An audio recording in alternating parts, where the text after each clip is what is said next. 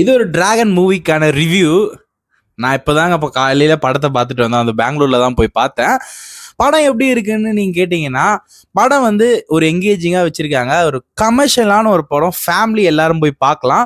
பிரதீப் ரங்கநாதன் அப்படின்ற ஒருத்தருக்காக இந்த படத்தை பார்க்குறான்னு நிறைய பேர் சொல்லலாம். ஆனால் ஒரு முக்கியமான காரணம் என்னன்னா, விஜய் சித்துவும் அர்ஷித் கான் இவங்க 2 பேருமே இந்த படத்தில் சேர்ந்து நடிச்சிருக்காங்க. டிராகன் அப்படின்னா என்னடா, எதுக்கு டிராகன் பேர் வச்சிருக்காங்க அப்படின்னு பார்த்தீங்கன்னா, படம் பார்த்தீங்கன்னா தான் உங்களுக்கு புரியும். அதுக்கான ஒரு ப்ராப்பரான ஒரு இது இருக்குங்க.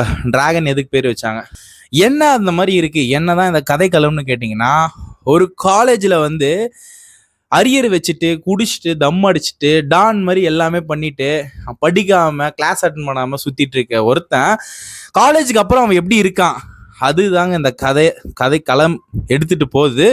டேரக்டர் ரொம்பவே ஸ்க்ரீன் பிளே பண்ணியிருக்காரு, ரொம்பவே சூப்பராகவே இருக்கு. இது கூடவே விஜய் சித்துவும் அர்ஷித் கானும் நடிச்சிருக்காங்க. எல்லாருமே விஜய் சித்து ஃபேன்ஸ் எல்லாம் பறந்து வந்துட்டு இருக்காங்க தான் நான் சொல்லுவேன். ஏன்னா தியேட்டர் எல்லாம் ஹவுஸ்ஃபுல் ஷோஸ் தான் போயிட்டு இருக்கு. நான் இன்னைக்கு போன ஷோவும் ஹவுஸ்ஃபுல் தாங்க. பெங்களூர்ல ரொம்பவே ஒரு பாசிட்டிவ் ரிவ்யூஸ்லாம் வந்துட்டு இருக்கு.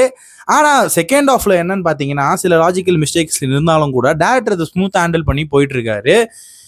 நிறைய பேர் இது டான் மாதிரி இருக்கு அப்படின்னு சொல்லிட்டு இருக்காங்க. டான் வேற, இது வேற.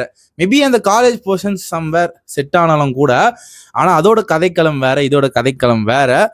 ஆனால் அப்பாவோட கேரக்டர் இன்டென்ட் வந்து ரொம்பவே டீப்பாக கொடுத்துருக்காரு. 2 படத்துலையும் நான் பார்த்த வரைக்கும் ரொம்ப ரொம்ப நல்லா இருந்துச்சு படம் தான் நான் சொல்லுவேன். எல்லாரும் போய் பாருங்க. ஒரு தியேட்டர் மெட்டீரியல் தான் நான் சொல்லுவேன். இந்த படம் வந்து நிறைய இடத்துல காமெடி ஒர்க் அவுட் ஆச்சு.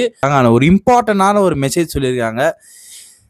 அது இன்னும் உங்களுக்கு சிம்பிளாக சொல்லணும்னா, அசுரன் படம் கிளைமேக்ஸில் பார்த்தீங்கன்னா ஒரு சூப்பரான டைலாக் ஒன்று சொல்லியிருப்பாரு தனுஷ் வந்து, கார்டு இருந்தால் எடுத்துருப்பானுங்க, ரூபா இருந்தால் பிடுங்கிப்பானுங்க, ஆனால் படிப்பை மட்டும் எடுக்கவே முடியாதுன்னு சொல்லியிருப்பாரு.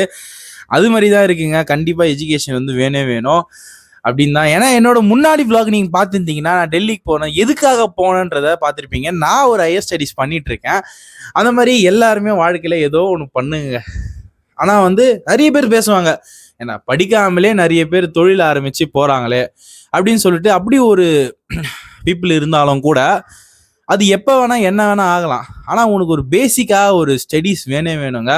படிப்பை மட்டும் என்றைக்குமே நம்ம விட்டுறக்கூடாது. படிக்கிற வயசில் படிச்சுட்டு அதுக்கப்புறம் நம்ம லைஃப்பை மூவ் பண்ணிட்டு போகணுன்னு தான் இந்த படத்தை சொல்லியிருக்காங்க. நான் பர்சனலாக சொல்லனா, படம் வந்து ஓகேங்க, ரொம்ப நல்லா இருந்துச்சு. நம்ம போய் பார்க்கலாம் ஒரு வீக்கெண்ட்ஸில் ஃபேமிலியாக.